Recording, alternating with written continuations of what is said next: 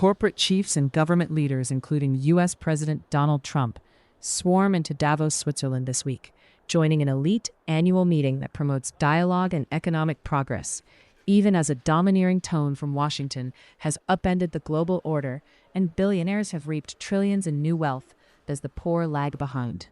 The World Economic Forum, the think tank whose 4-day annual meeting opens Tuesday, has a motto of improving the state of the world, and this year's theme is a spirit of dialogue.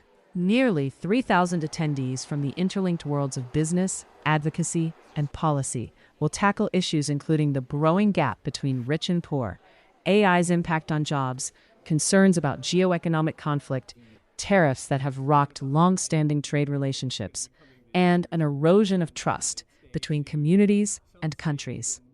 Overturning the furniture in It's really going to be a discussion at a very important moment. As you said, geopolitics is changing. We are, some people think we're in a transition, some people think we've already entered a new era, but I think it's undeniable that you are seeing a more competitive, more contested landscape.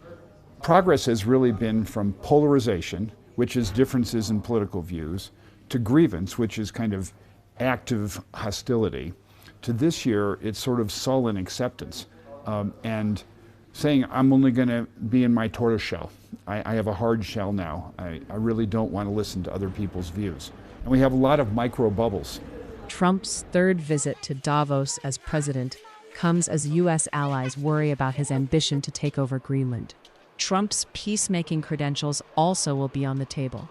An announcement looms about his board of peace for Gaza, and he and his administration are expected to have bilateral meetings in the warren of side rooms at the Congress Center. Critics will also be nearby. He's blown hot and cold recently, with Colombian President Gustavo Petro an invitee. Foreign Minister Abbas Araghchi of Iran, whose leaders face U.S. sanctions over their handling of recent protests, will be on hand. That's what we believe, which is the consumption.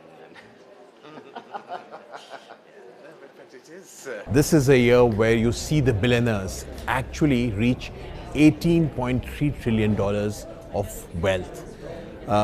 That's 3 times faster accumulation of wealth this year compared to any other year. And just last year, they have added $2.5 trillion to their kitty.